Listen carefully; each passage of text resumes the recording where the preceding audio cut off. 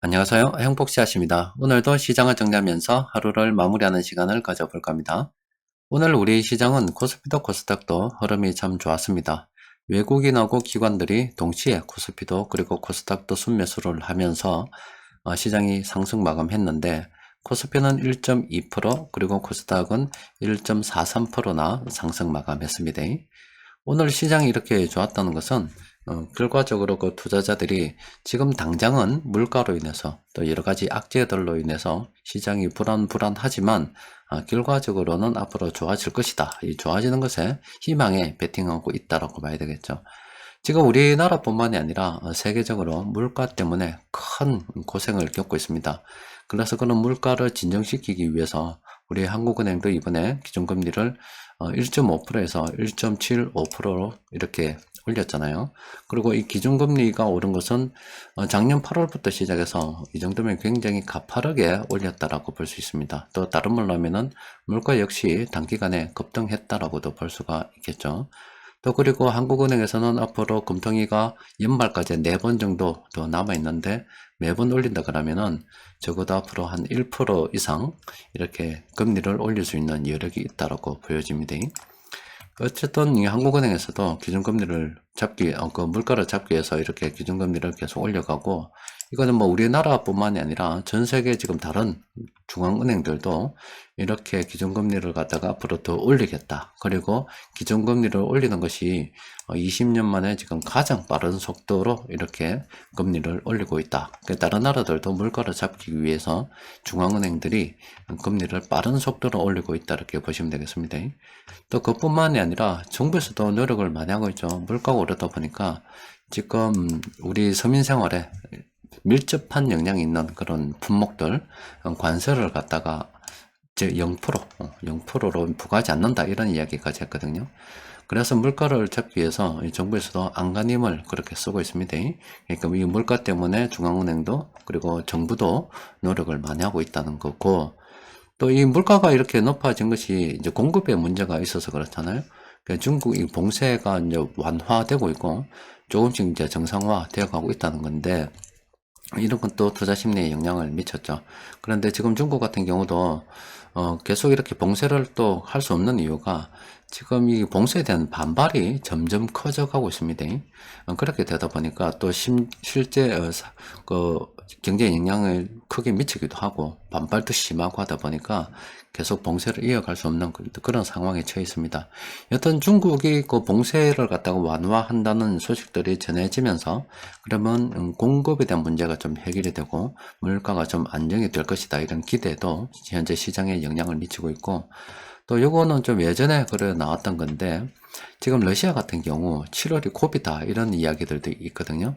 그러니까 지금 러시아에서 이게 러시아이면 유럽 쪽으로, 물론 뭐 유럽뿐만이 아니라 중국 뭐 이쪽으로도 인도 쪽으로도 이렇게 가스관을 통해서 지금 러시아 가스를 수출을 하고 있는데, 지금 이 유럽이 가스를 이제 안 받는다, 안 받을 거다, 이런 이야기들이 나오고 있잖아요. 실제로 이제 미국 같은 경우 비축 물량을 풀어서 아니면 저 위에 카타르나 이런 데서도 이제 유럽에 가스를 공급하기 위해서, 또 유럽 같은 경우도 러시아 의존을 갖다가 줄이기 위해서 여러 가지 노력들을 하고 있는데, 어쨌든 간에 유럽이 러시아산 이 가스를 갖다가 사용하지 않게 되면은 이 가스관이라는 게 좀 그렇더라고요. 지금 러시아에서 이렇게 가스를 지하에서 뽑아가지고 유럽이나 다른 나라에 공급을 하는데, 이게 수요가 줄어들게 되면은 그 기간 동안에 비축을 하게 된다고 합니다.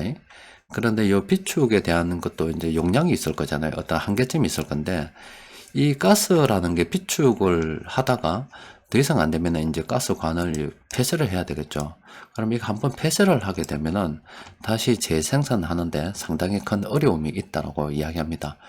그래서 지금 러시아의 비축을 여러 가지 한번 생각해 볼 때 한 7월 달까지는 이제 선택을 해야 되지 않을까. 그러니까 7월 달까지 어떻게 전쟁에 대한 부분을 어떻게 정리를 해서 유럽이 예전처럼 가스를 갖다가 공급을 해줘야 최악의 경우에는 이 가스관이 폐쇄가 되는 그런 사태까지 나아갈 수 있기 때문에 지금 러시아도 시간이 얼마 없다 이런 전망들도 자꾸 나오고 있습니다. 그렇게 되다 보니까 지금 이 물가로 인해서 지금 전반적으로 다 좋지 않잖아요. 그래서 중앙은행들은 뭐 우리나라뿐만이 아니라 세계 각국의 중앙은행들은 물가를 잡기 위해서 정말로 이 전례 없이 빠른 속도로 금리를 올려가지고 물가를 잡기 위해서 노력을 하고 있고, 뭐 우리나라뿐만이 아니라 다른 나라도 마찬가지일 겁니다. 우리나라는 관세를 면제해 주는 거고, 다른 나라는 아예 뭐 수출을 통제를 해서 자국의 물가를 지키기 위해서 또 노력을 하고 있잖아요. 또 중국의 이 봉쇄 기간이 길어지게 되면은 중국 경제에도 문제가 있고, 또 중국 내 반발도 심하고, 그렇게 되다 보니 봉쇄를 좀 완화할 수밖에 없는 거고, 또 중국이 봉쇄를 완화하게 되면은 공급의 문제가 좀 해결이 되고, 또 물가에 또 긍정적인 영향을 미치게 되는 거고, 또 러시아 같은 경우 계속 이런 상태로 흘러가게 된다면은, 러시아 최악의 경우 러시아 지금 가스 생산을 갖다가 지금 이제 관을 막아야 되는 그런 사태까지 벌어져서, 아예 뭐 한번 막게 되면은 다시 정상화 시키기 위해서 상당한 노력과 시간이 이제 뭐 소요되는 그런 상황까지 직면하게 되니까 오래 가지 못할 거다, 이런 상황이, 그런 전망들이 나오면서, 만약에 그렇다고 하면은 이 인플레이션이 이제 뭐 갈 만큼 간 거 아닌가, 이런 전망들이 나오면서 오늘 시장 흐름이 상당히 괜찮았던 겁니다. 그래서 오늘 시장 수급을 보면은 상당히 좋았죠. 외국인하고 기관들 상당히 많은 업종 이렇게 순매수를 했잖아요. 그래서 이 중에서도 우리가 뭐 단기적으로 좀 관심을 가져봐야 되는 거는 대면 서비스 업종으로 우리가 관심을 좀 가져봐야 됩니다. 뭐 음식료도 괜찮고, 또 그리고 뭐 숙박도 괜찮고, 또 그리고 뭐 운송도 괜찮겠죠. 또 그리고 멀리 가면은 호텔 있는 것도 괜찮을 거고요. 면세점도 괜찮을 거고, 또 패키지로 가는 여행업도 뭐 괜찮겠죠. 뭐 항공도 괜찮을 거고, 이런 업종, 대면 서비스 업종 우리가 뭐 관심 좀 가져봐야 됩니다. 오늘 세력들이 많은 업종 매수했기 때문에 쭉 보니까 31개 종목, 야, 이 종목들은 세력들이 공통적으로 오늘 매수한 그런 종목들입니다. 꽤 되죠. 보면은 오늘 세력들이 매수한 종목들이 많아서 플랜 A를 통해서 간단하게 이렇게 참모들 매매를 좀 보니까, 이런 종목들은 우리가 관심을 좀 가져봐야 됩니다. 그런데 이 업종 자세히 보면 신기하게 많이 포함이 된 이런 업종이 있는데, 바로 백화점, 유통입니다. 유통. 그리고 숙박도 마찬가지죠. 또 그리고 신세계도 여기 포함되어 가지고 있고요. 또 신세계 인터내셔널, 그리고 GS 리테일, 유통업이 상당 부분 많이 포함되어 있잖아요. 유통업 우리가 관심을 가지고 살펴봐야 됩니다. 그 세력들도 인플레이션이 여러 가지 앞서 말씀드렸던 이유로 인해서 오래 가지 못할 거다, 지금 여기에 좀 베팅을 하고 있는 그런 상황이다 라고 보시면 될 것 같습니다. 그리고 변곡점 지표를 통해서 정리를 좀 해보니까, 일단은 큰 추세를 보면은 최근 들어서 이 상승 반전으로 분석되는 종목들이 계속 늘어나고 있다는 거, 우리가 이 포인트를 좀 맞출 필요가 있겠습니다. 그리고 오늘 검색된 종목들 중에서 도어 엔지니어링은 단기적으로 많이 올라서 좀 조심해야 됩니다. 그런데 숫자는 뭐 저번에도 분석해 드렸죠. 9분이 남았기 때문에 지금 이렇게 공포 지수가 지키고 이렇게 매도가 나온다 그러면은, 앞으로 요 구간은 이 변곡점 지표와 이 차트 색깔을 이용해 가지고 단기 투자를 병행할 수 있는 그런 상황에 지금 접어들었다라고 보시면 되겠습니다. 그리고 현대 에버다임도 앞서 보여드린 도화 엔지니어링이랑 비슷한 상황인데 9분이나 남았고 단기적으로 올랐기 때문에, 이렇게 뭐 하락 반전 신호와 그리고 차트의 색깔을 동시에 고려해서 단기 투자 우리가 한번 생각해 볼 수 있는 그런 상황입니다. 그리고 화천기공 같은 경우도 마찬가지입니다. 이 종목도 숫자가 꽤 많이 남았죠. 지금 단기적으로 많이 올라서 지금 현 상황에서 접근하기는 곤란합니다만은, 이제 단기적으로 단기 투자에 대해서도 병행을 한번 생각해 볼 만한 그런 상황이 됐습니다. 그리고 이 아래 종목들도 우리가 좀 살펴봐야 되겠죠.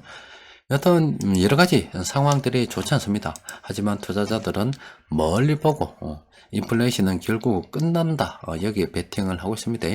뭐 우리도 우리 각자 스스로의 상황에 맞게 무리하지 말고 계속 물량을 모아가는 게 훨씬 더 유리하겠죠. 결과적으로 이런 악재들은 뭐 언젠가 다 소멸되게 나름이고, 악재가 다 소멸되고 난 다음에 시장은 오르는 게 아니라, 악재가 많을 때 그런 악재들이 해결될 수 있다는 실마리가 비추기 시작하면 그때 갑작스럽게 오르는 겁니다. 그냥 우리는 우리 각자의 어떤 스타일에 맞춰서 계속 투자를 진행할 필요가 있겠습니다.